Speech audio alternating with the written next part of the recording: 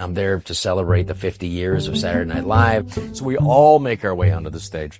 I find myself being jostled, and I'm right behind De Niro, and I bump into him, and he turns around, and he has that, that particular expression, which it's just like, "How can you support that schmuck?" And I just said, "I love you." In this episode, I sit down with comedian and actor Rob Schneider, author of You Can Do It. Speak Your Mind, America.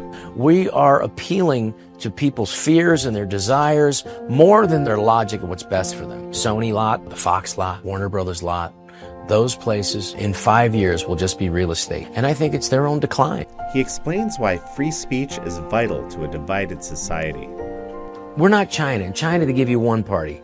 They tell you who to vote for. That's it. We're America. We got freedom. We get 2 parties. Can we at least vote for the other party? Behind his humor and sharp observations, Rob reminds us of what truly matters. Sometimes in our worst moments, we must remember there's a human being inside there.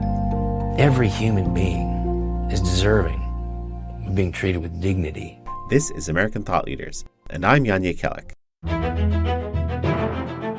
Rob Schneider, such a pleasure to have you on American Thought Leaders.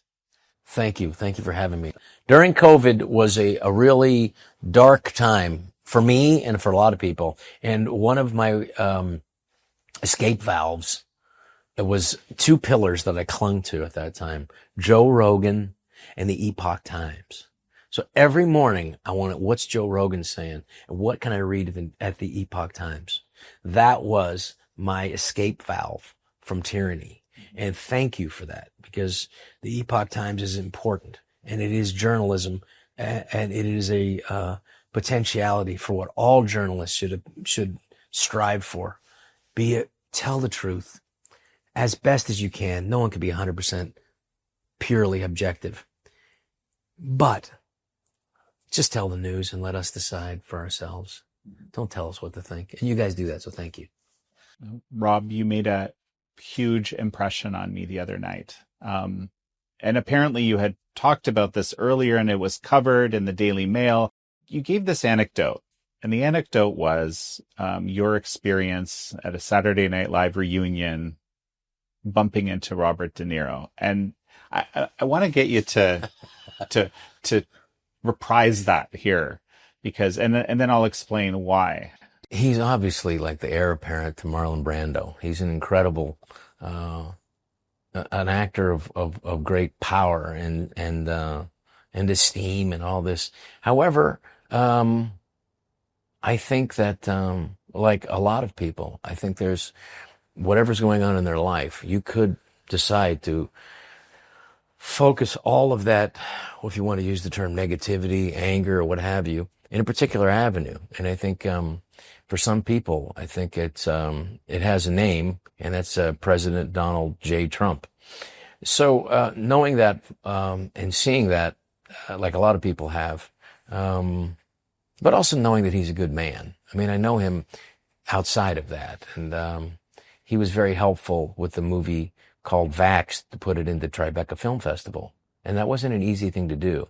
And the pressure that he received from that, which I don't think he was used to. He's just used to being, this is a 2-time Academy Award winner. Everywhere he goes, I'm sure he gets a table at a restaurant pretty easily. So, but he got so much flack for that he ended up pulling the film out of the film festival, which, we who were involved with the movie Vax totally understood. And the attention that brought to us was a great advertisement for the film. I mean, at the end of the day, as the old adage is, there's no such thing as bad publicity. When I saw him there, I instantly want to not have conflict. I don't want to have, he was 2 rows in front of me, and I went like, well, that's a person I don't want to ruin his evening, because I'm sure he knows I'm a Trump supporter, and I don't want him to ruin mine. And so we'll just avoid it. I'm there to celebrate the 50 years of Saturday Night Live. I'm part of their history. They're part of mine. And so they were kind enough to include me into these festivities, and we're all there in our tuxedos. But then towards the end of the night, we get into a cramped area where we have to all walk on stage. It's very nice. They invite everybody for one final bow. as it were. And who anyone who's ever been a cast member, anyone who's ever hosted the show. Unfortunately, the show's been on, well, fortunately, it's been on for 50 years, but unfortunately, everybody in the audience was actually a cast member or hosted the show. So we all make our way onto the stage. And I find myself being jostled, and I'm right behind De Niro, and I finally, I'm trying to stay away, and I bump into him, and he turns around, and he has that, that particular expression, which is, I think everybody knows. It's just like, how can you support that schmuck? He gave me that look like, what? And he was about to really go at me. And, and I just literally, there's an interesting thing. You can just choose to not have conflict. And I just said, I love you. And he went like, and that's what he gave me that look like. And I went, no, I really love you. And I touched him and I said, no, I love you, man. And he goes, okay. And I think it diffused that situation. I'm not always going to be at my best, but at that moment I was. And that was what needed to happen. The cancel culture, we're not going to win. And when I say we, I mean we as a society, we're not going to get anywhere by just the battle. We're going to have to find some common ground, and we're going to have to, have people who are willing to take responsibility for their own actions and how they're willing to treat other people. And at that moment, I was in a good place. I'm not always going to be in that good place, but it was what was needed at that time. And I hope I can channel that more often. Well, it was beautiful. You gave that anecdote at a fundraiser in Irvine that you were helping us out with.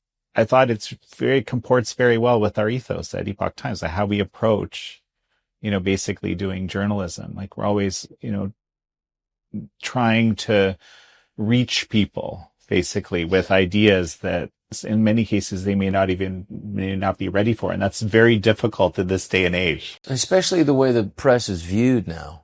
I mean, look at today's news.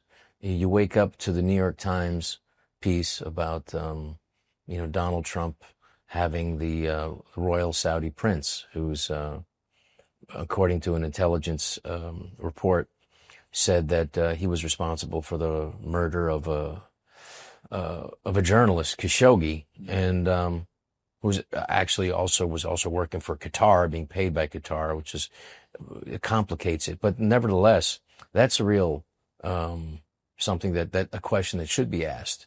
However, my question is, they also asked about the business dealings of the Trump administration, the Trump family with the royal Saudi family, and if they think that's appropriate. These are all good questions, and whether good or bad, they're questions that need to be asked by a free press. However, my comment is, why wasn't that asked? Or why aren't these same questions asked under the previous administration? And where is the objectivity for the press? You have to be able to ask difficult questions of every administration. And the administration, anybody in power, must take that and must take that in. And so we do have a lack of belief and faith in today's media and institutions in general. And case in point, actually, I saw Matt Orfalea.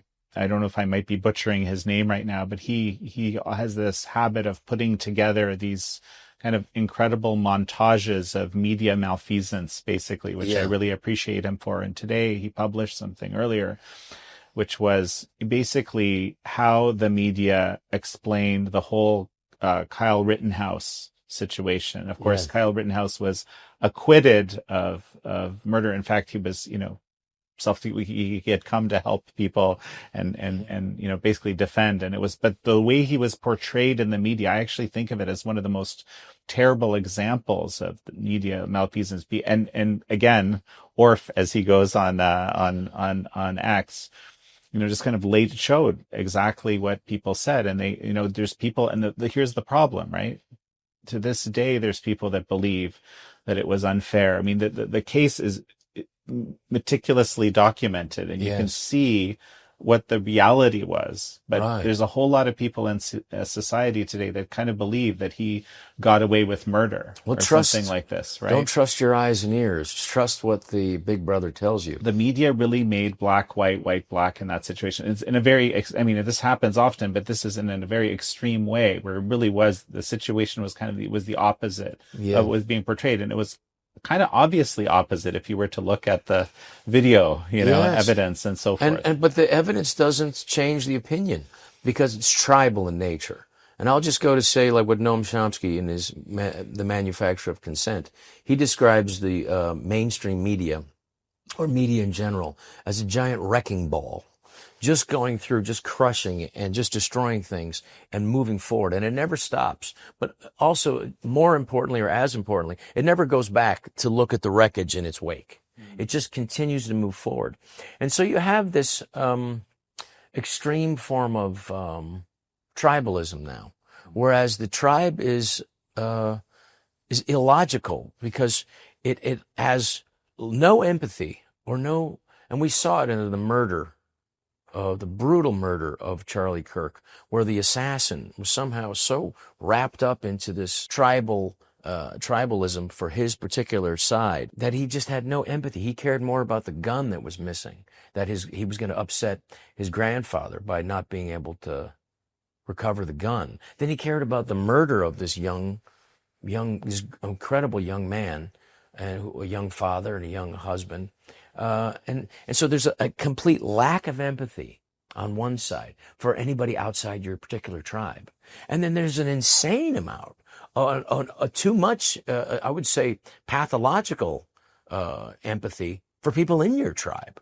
I mean, the idea that, like, it's for somebody who is a criminal and someone who's, you would have, like, for someone who's in the country illegally, has been trafficked people, like this Garcia guy, and the idea that he is this father and he's been stolen. It's like, we need to look at things as best as we can. We need to have a press that is going to attempt, and it's impossible to be completely objective, but they must try.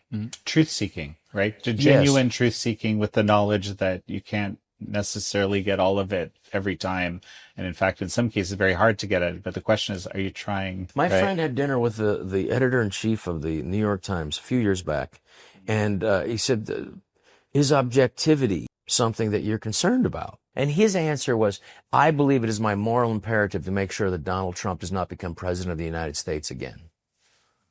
So what does that mean? And then it just kind of goes to show the difference, and you could see it in the headlines, the same situation of the former administration, the Biden administration, and the same situation, and the headlines are much more jarringly tribal in favor of the previous administration.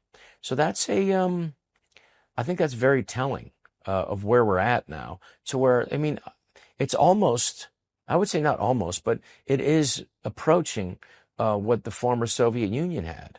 And that's why, like, my friend, like Ilya Baskin, who was from the Soviet Union and knew what it was like, said, I don't know why your country, why you guys would go and want that, but you are approaching it, and that you can't see it is communism, that is what's happening, that you can't see that is an incredible, horrible thing that you are approaching.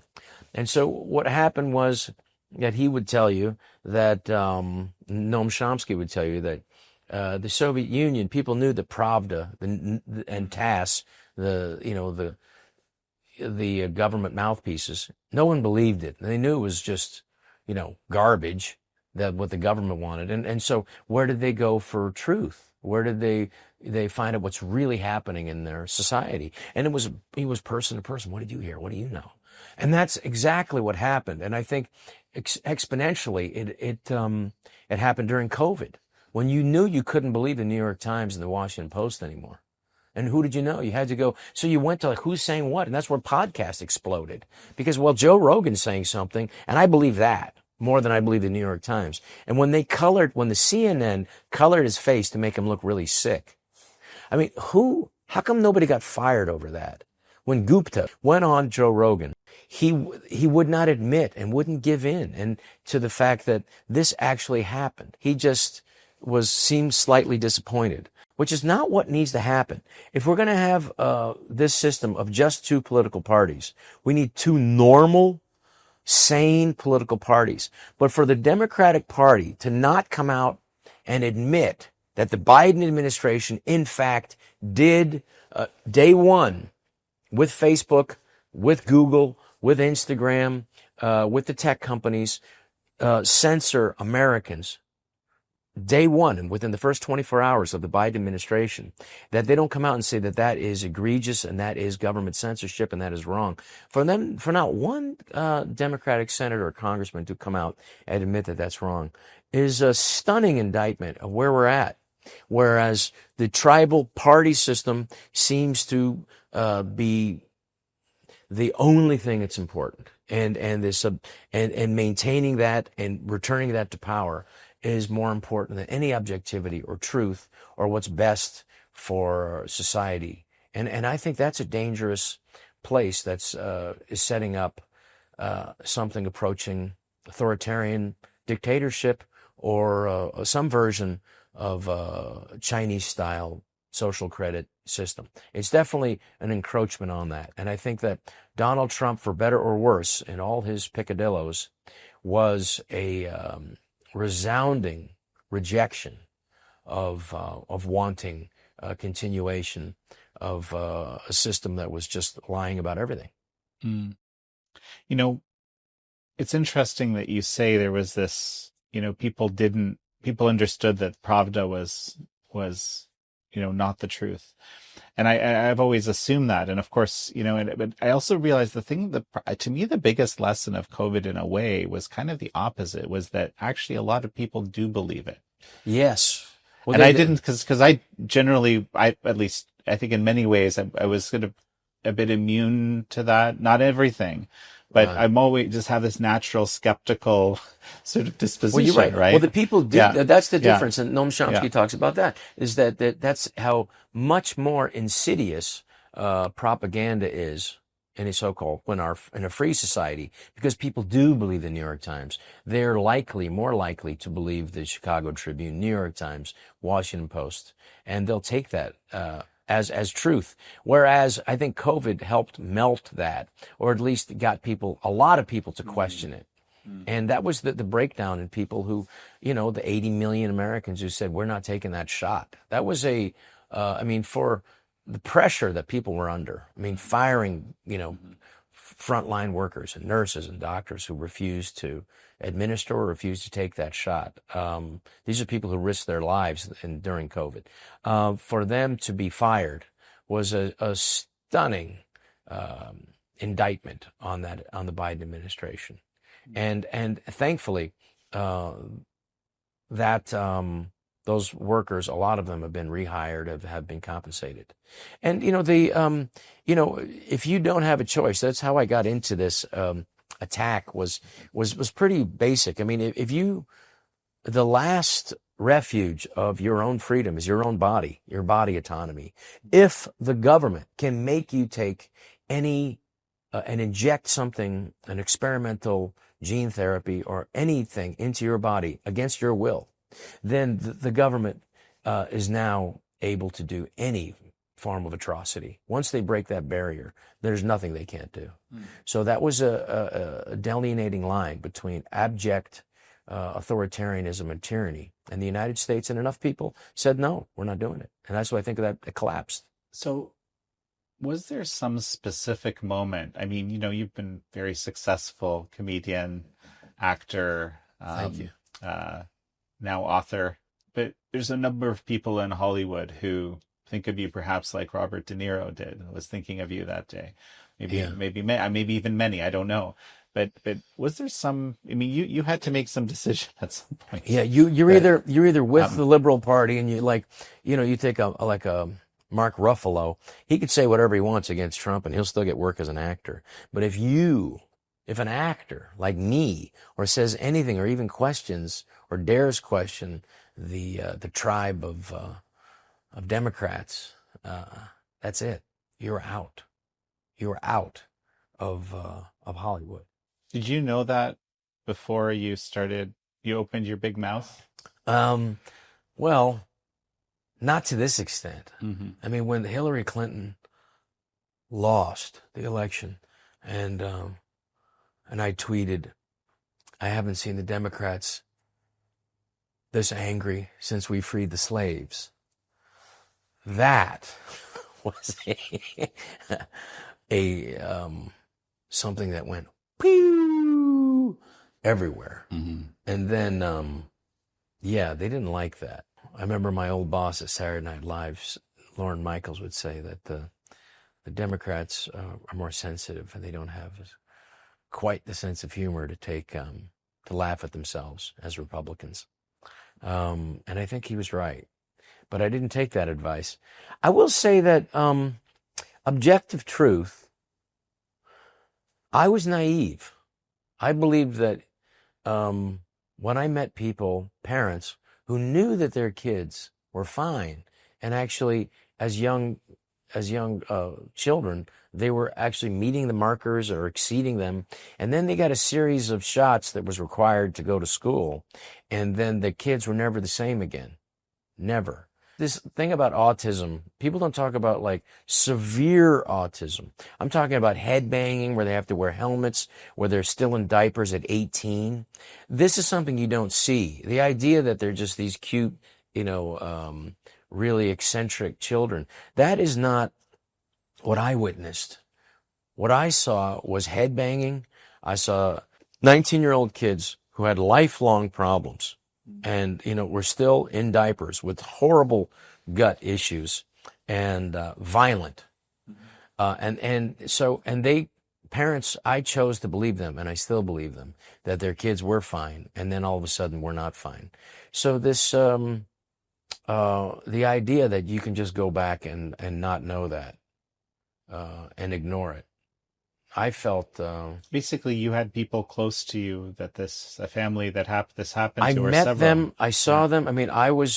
So I got involved in this many, many years ago because what happened was the pharmaceutical industry actually works with, like Merck, GlaxoSmithKline. They have their publicists and they have their people, and they literally write the what they want for legislation and give it to the medical boards of different states like the state of California. And then that goes right to the legislation. And here's the thing about pharma. Pharma, you take a look at that one drug, vaccines. It's the only drug. It's never evergreen. It never becomes generic. It's the one drug, the only drug made where if there's something wrong with it, you can't sue. If you get injured by it, you can't sue for damages. And it's in a class of its own, almost like it's well, you can't sue sacrilegious. the company. You can sue HHS. You can't sue them either. Yeah. You can't sue them in a court of law. Yeah. You have to go to what they call a special magistrate, and then there's no reporters allowed. And then it takes maybe 10 years to for any sort of financial recoupment of what these lifelong illnesses for these families who have to deal with. And then it affects their income. They have to have at least one parent stay home, and it's lifelong. And then a lot of those get kicked out, but there's been over $5 billion paid out by this system. They call it the Vaccine Adverse Effects Reporting System, which goes into the special magistrate. So it is a system, and it was given out under the Reagan administration in 1986, called the Child Vaccine Safety Act, which Reagan did not want to sign, but didn't feel comfortable with signing, but did. And what the manufacturers of these drugs were supposed to do was every 6 months report to Congress and make sure that the safety standards were there, which they've never done. And so you have a system of an incredible amount of wealth made by a small group of companies that are fleecing the American public. And if you go now to a statistic from 2013, and this is by the National Institutes of Health, 54% of American children suffer from at least one chronic illness, whether it's asthma, childhood diabetes, childhood obesity, rheumatoid arthritis, peanut allergies. These are something unheard of just a few short decades ago. This experience, right, of understanding something different than the grand narrative was, right? Is that what, I guess, made you vocal during? Well, I mean, the people asked me to testify on their behalf. And if you're famous, you just, more eyeballs go to you. And so I did. And that was it. Boom. I mean, that was it for me starring in movies. And the idea of telling the truth in an age of authoritarianism and an age of lies is a courageous act. And, I'm not saying that I'm courageous. I'm thinking when I think of real courage, I think of just driving by in any major city, the cemeteries of people who gave what Lincoln describes the last full measure of devotion for this great land. And that is a sacrifice. I mean, the fact that I'll never make Deuce Bigalow 4, 5, and 6, I think is fine. But it is, I mean, it's a bummer. It does happen. And, show business, wrong or right, they don't want any controversy. They don't want you being mouthy or anything. And that makes sense. But I do think that at a certain point, if we're going to have a society, and if we're going to have continue to have a free society, it's going to require people to step up and be courageous. And, this country still allows that. It is our First Amendment right. Does it make you free of consequences? No. You just, you can ask Jimmy Kimmel, who was temporarily fired, and, or, you can ask people who speak up. I mean, it's going to cost you. But the thing about it's really depressing was I knew Charlton Heston. Now, Charlton Heston was a conservative and a gun rights advocate. And I thought the gun rights part was kind of crazy. Now I realize it's not crazy. That's the only thing that kept us out of tyranny. The fact that, Americans have at least 400 million guns.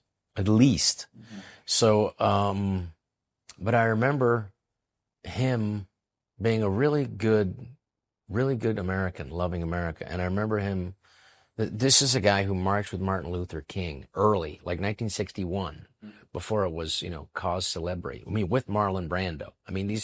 These guys realized where the country needed to go.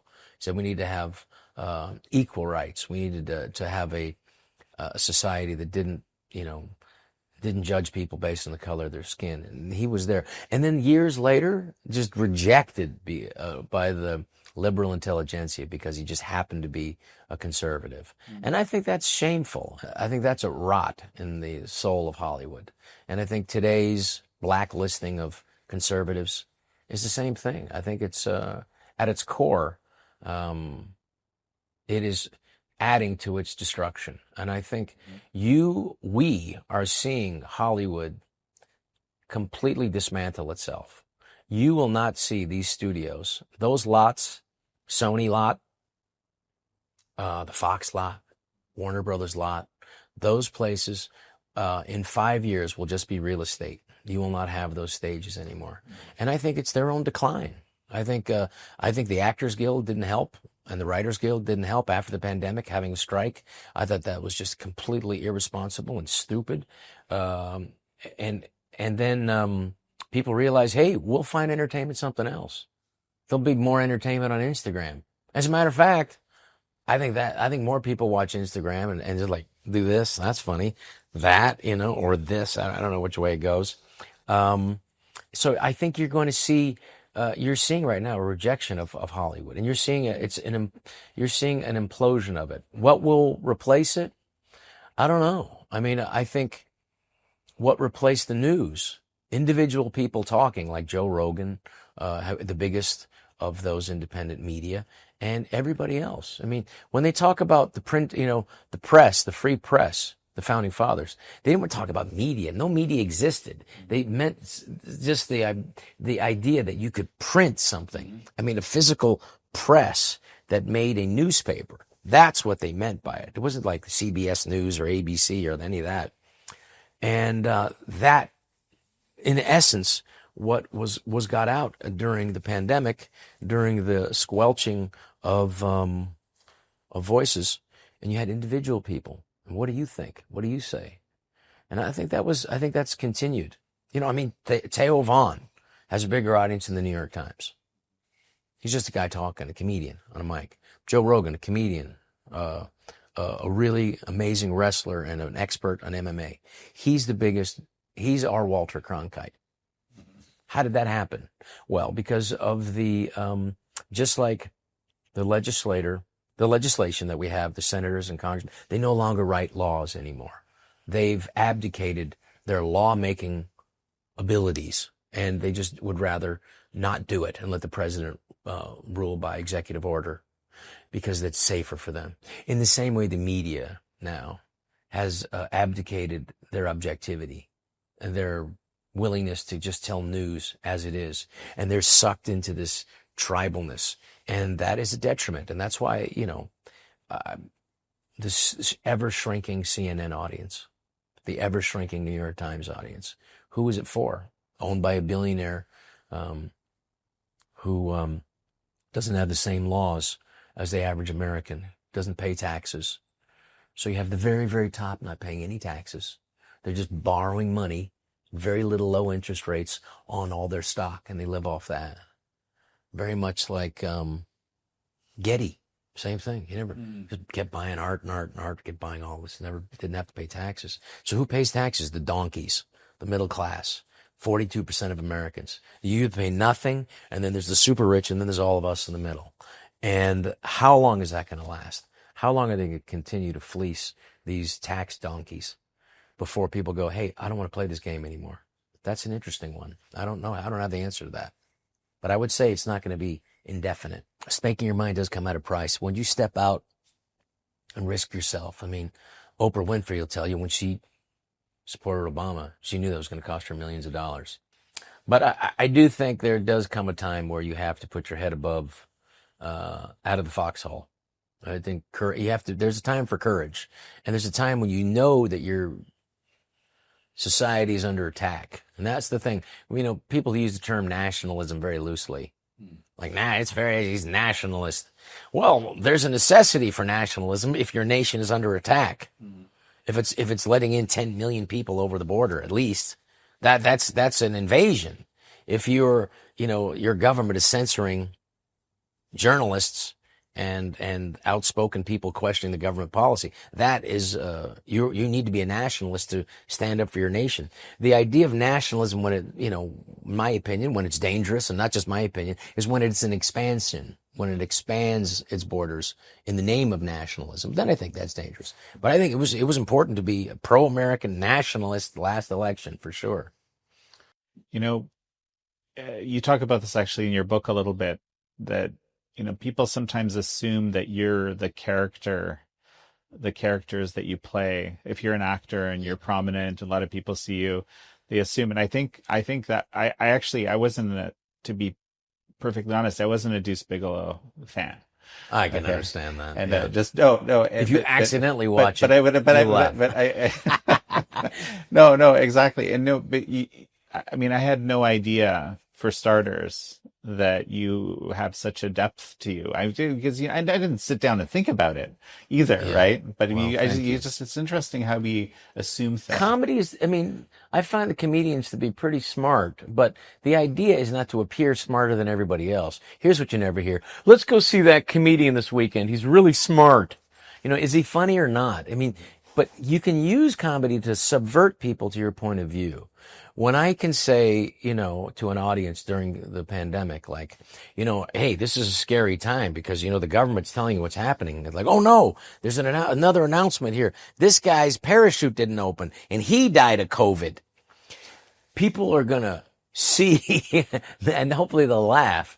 And if you can laugh at it, that is when authoritarianism collapses, is when it's no longer frightening to people. COVID, it got to the point where you could laugh at it. When Governor Gavin Newsom said, mask up between bites, if you didn't laugh at that or see the ridiculousness of it, then you're captured. And there's nothing I can say to help you. And there's going to be a large section of society that's going to be captured by that. You saw that was garbage. And enough Americans, we don't need all Americans to get healthy. There's some that are not going to do it. They don't care. But we need enough of them to get healthy so that we don't collapse as a nation. Also, we need enough to realize the government's lying to us to make some changes. And whether, I mean, believe me, you know, I say this in my stand-up act, God is a terrible casting agent. He doesn't, but if you look at King David, he's a murderer, an adulterer, a man who coveted another man's wife. But God said, that's my guy. That's who I want. And so you can go down the line. And like, truthfully, if we're not China. In China, they give you one party. They tell you who to vote for. That's it. We're America. We got freedom. We get two parties. Can we at least vote for the other party? You know, keep the other one in check. And so there was enough people who said had enough of it. And if you go back to the founding of our great nation, we didn't get 100% of the colonists' support. Mm-hmm. Basically, a third. No, I don't think more than 5% ever showed up on the battle line with Washington.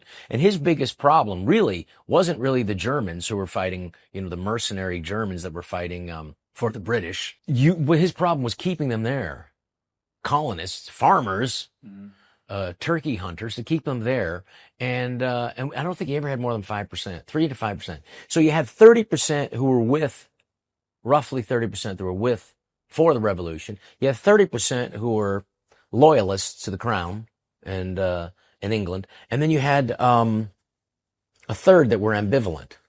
But a third, at the height, we never had more than a third. A third was enough to defeat the greatest superpower the world had ever known up until that point. Now that is astounding. And so roughly we had a third of Americans who called bullshit on COVID and said, we're not going along with it. And that was enough to make this whole thing collapse. That was enough to get people, you know, like I would perform and go travel around America and you know, certain states were open, certain states were closed. Like in California, you know, Gavin Newsom, he would close churches but kept open strip clubs, which I appreciated. And he kept open the liquor stores and the weed stores. It's like, what? And then close private businesses. He said, like, if you had more than 1,000 people performed, then they had to bring their vaccine cards. So I said, okay, just sell 999 tickets. I'm not going to force anybody to do anything. And so it's like the Bruce Springsteen's new movie. I'd love to go see it, but I'm not vaccinated. You know? On Broadway, you couldn't go see Bruce Springsteen, who's a great guy and an amazing American and musician who I'll never not like. I'll always like him. However, I didn't go see his show on Broadway because you had to be vaccinated. You have to have your vaccine card. That is a form of coercion that, you know, I mean, you got to go back to like, that's something out of the 1940s where, you know, the Japanese internment. An American citizen, all of a sudden you weren't. So we always have to be aware historically that you're an American citizen until you're not, because these Japanese people had everything taken away from them and they were thrown into camps. These were American citizens. So that's something we need to be aware of. And I think, you know, under COVID, we're able to see your business, your small business, your restaurant shuttered. Your ability to make money, your ability to take care of your family was stopped. Yes, they did go up and print money and all this stuff, but at the same time, it was at the taxpayers' expense, devaluating all of our money. So where do we go from here? What's next? Enough Americans are awake and aware of the potentiality for this country to become authoritarian. And I think that that's something that they should be aware of. I mean, while I support, you know, the deportation of people who've committed crimes or here illegally, but there are people here that are illegal, that are working, that are part of the economy.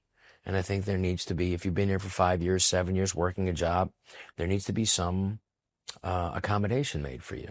I think that's just, I mean, taking away somebody's nanny is not something that Americans want or like. And I think that even the president mentioned that 6 months ago. And I hope that we, while I abhor what ICE being attacked, these are just government people, they're doing their job.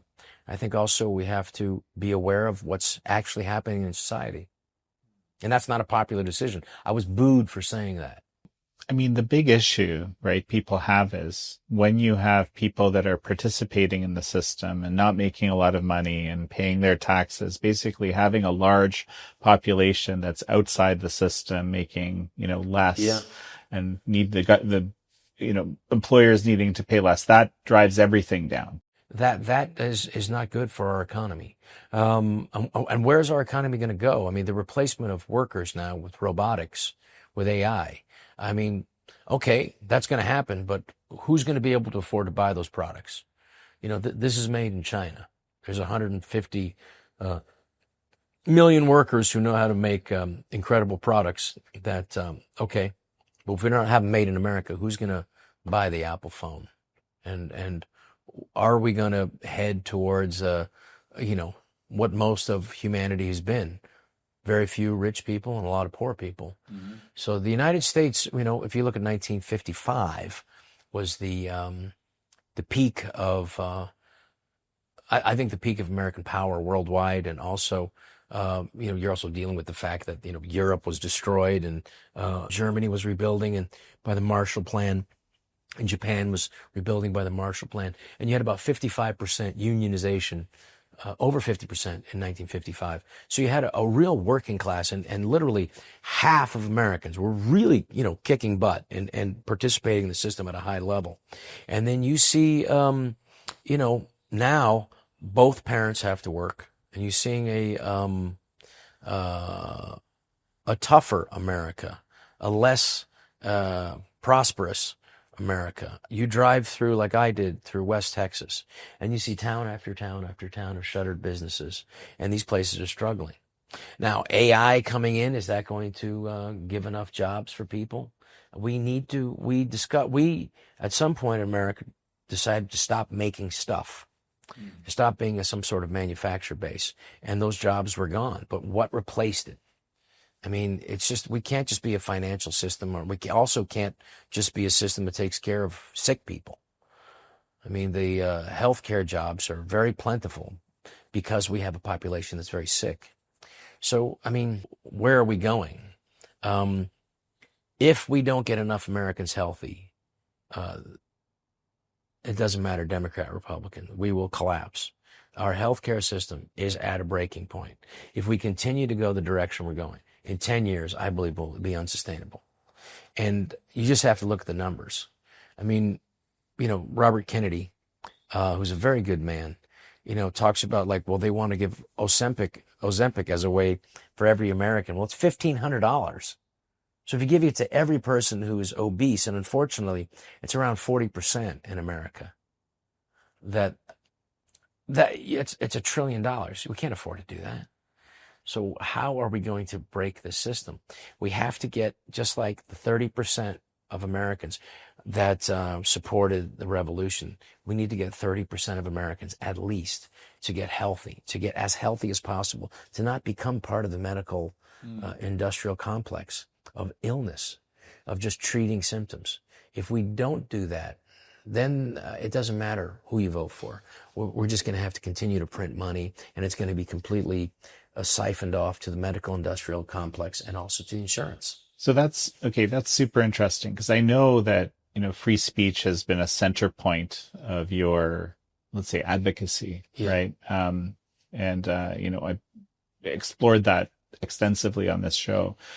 But for you, it's like you're making a point of saying, I need to help Americans, 30% of Americans, figure out those basic health realities, healthcare as opposed to medical care or disease care, as some guests have said. Yeah, exactly.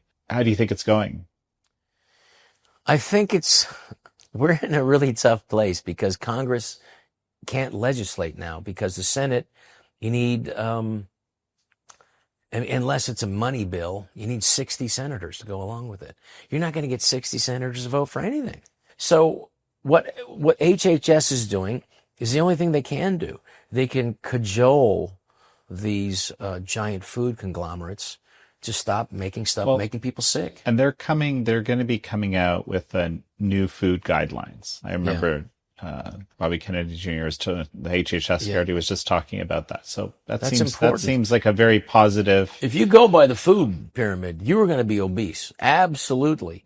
And, we've been lied to since the early 70s when the sugar, it's easy to do the Edward Bernays, who was the godfather of propaganda, Wrote the book.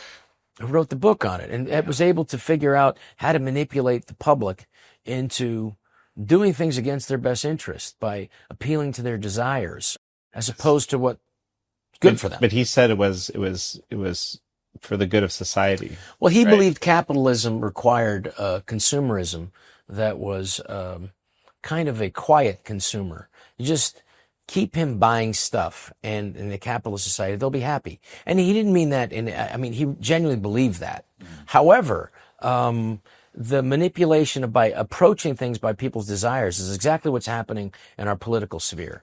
We are appealing to people's fears and their desires more than they're feeling to their logic of what's best for them. And if you look at Franklin Delano Roosevelt, President Roosevelt really believed that an informed populace, that the American people are good people, and if they just get unfiltered, correct information, they're going to make the right choice. And I believe him exactly. And yet what we've gone now is we have our political leaders don't really believe that. And they feel like they have to give them tailored information so that they're going to do what they want or do what, and so it's just, the term was the 19th century Englishman, I forget his name, it said, he could describe people and citizens as the herd, bewildered herd. Our leaders see us as cattle, bewildered herd, not a smart herd of cattle. They're trying to figure out, and then bewildered, confused, not knowing what's happening, scared. And that's how we're treated and spoon-fed information.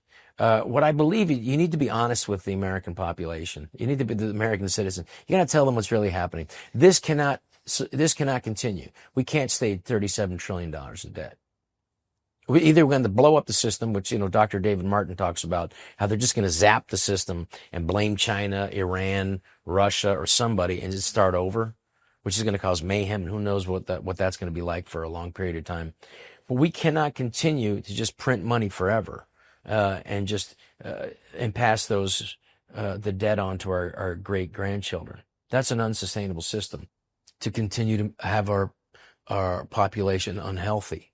I mean, the Chinese must love it.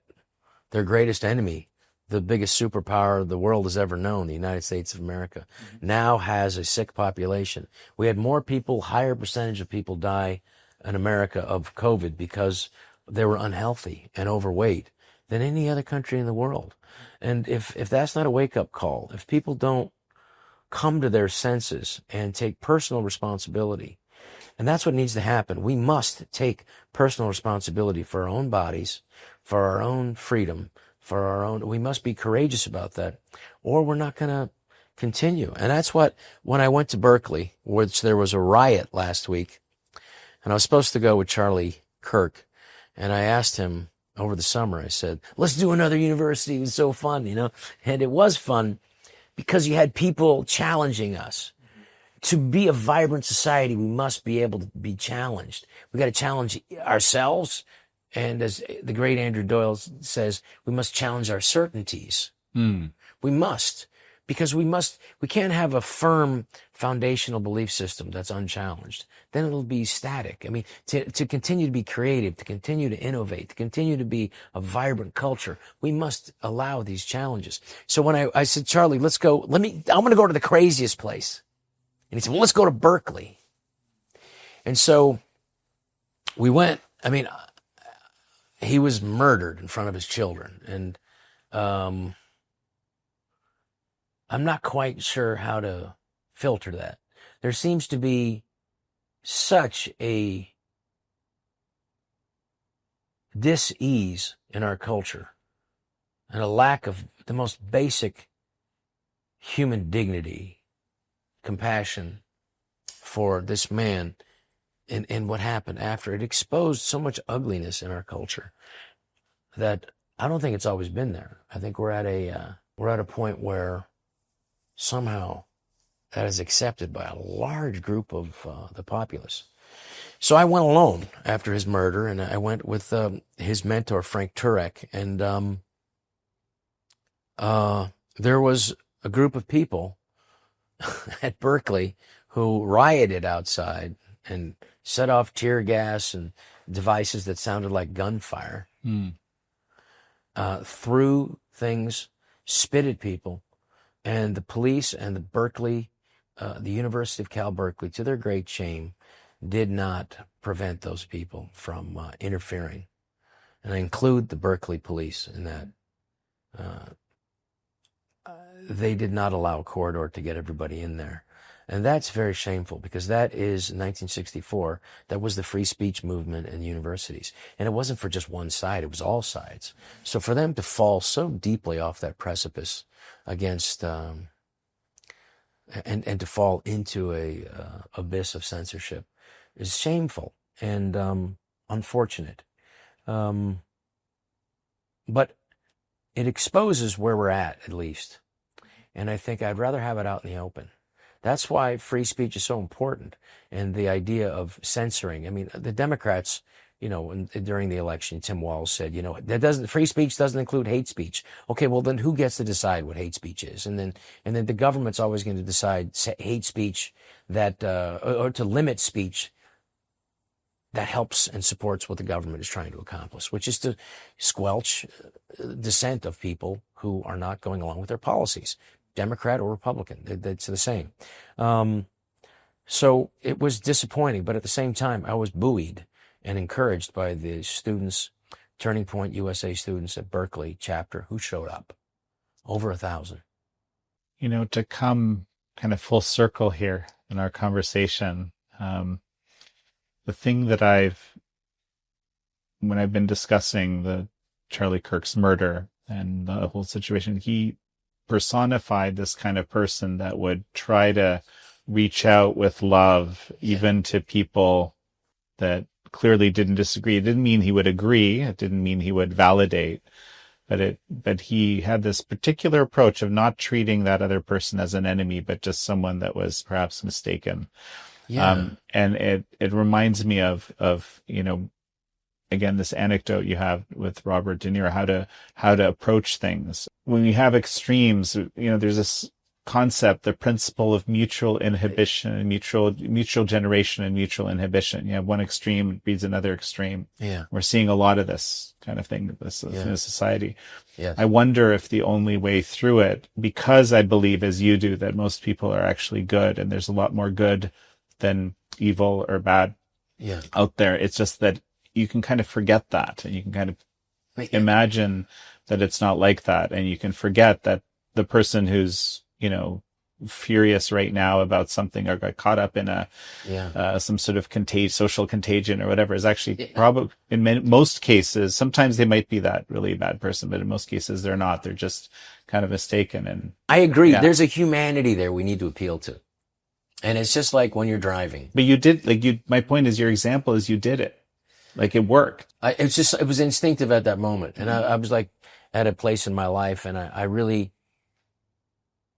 think you have to come from, it has to be, what does this person need right now? And at that moment, that person needed some love and some reassurance and humanity. Mm-hmm. When you're driving in your car, it's an interesting thing that happens. Sometimes, you want to merge, and there's a big line of cars. They won't let you in. It's like, just because they just see the blinker and but if you put your hand out, people realize something. Oh, that's right. There's a human being inside there. Mm-hmm. And so sometimes in our worst moments, we must remember there's a human being inside there. And never forget that, because every human being is deserving of being treated with dignity by the very virtue of them being human. And that is something we must never forget, or all sorts of depravity can fall to our society. And whereas, there's always going to be the potential for abuse. There's always going to be a potential for a society to do these drastic measures, whether it's during COVID and closing of businesses and churches, or whether it's the Japanese internment, or, whether it's the drinking fountains the National Guard having to come out to let this one black student attend the University of Alabama. Mm-hmm. There's always going to be that potentiality. But in this great country, and it's an amazing experiment in freedom, which is unique in world history. Like the United States and our First Amendment. Whereas you take a look at the French and the difference between the French and the rights of man and the citizen, which is, I think, 1787, and then it went to, by 1791, it was over. It went back to cutting off people's heads again. Whereas the American Revolution was very particular and very special, because we didn't just abolish everything that happened before. We kept the property rights. We kept basically everything good stuff about England. And that's an incredible system here. That this is not an accident that the United States, people all over the world look to our free speech as a beacon for freedom. All over the world, people look to this. So it is not just important for the United States, but in all its imperfections. And it'll always have the potentiality to do something. But because of that free speech, which was, I love that they put that before guns. They could have easily, the founding fathers, guns first. But they said, they realized, and George Washington specifically realized, there's something that was more important than guns, there was another weapon, the weapon of our words, to enshrine and to continue our freedom, to question our government without the government being able to imprison you or murder you. But even deeper than words, freedom of your soul, right? Yeah. The freedom of conscience. I mean, that's me embellishing a tiny bit here, but. Well, yes, but also, because freedom works both ways, freedom of speech. Like the other day when I was, last week at the University of Cal Berkeley, the thing about freedom of speech is it works, it's bookended. It's not only the ability of someone to speak their mind, it's also the freedom of someone to listen to it, for someone to can hear that, and they can take that information and that speech, and then they can interpret that how they want. And that's why hearing bad ideas is just as important as hearing the good ideas, because then you could decide, I don't want that. And the idea that the government's going to be their, the citizen's nanny to protect them from some sort of speech that could endanger them, I think that's something that is abhorrent. And something that is goes against what Franklin Roosevelt thought of Americans. These are good people. Give them the information, and they're going to make the right choice, always. And Americans are really good people. And yes, we can be inflamed and we can be tribal, but we can also meet people in the middle, and we can move away from that tribalness. And in that moment with Robert De Niro, it was just a simple gesture of appealing to somebody and saying, look, whatever you're feeling about it is not going to interfere, and I'm not going to feel that way about you. I love you. And that's powerful. And I think at the end of the day, if we can really take that Christian ethic of showing that light, it'll always overpower darkness. Well, Rob Schneider, it's such a pleasure to have had you on. Thank you, Jan. Thanks for having me.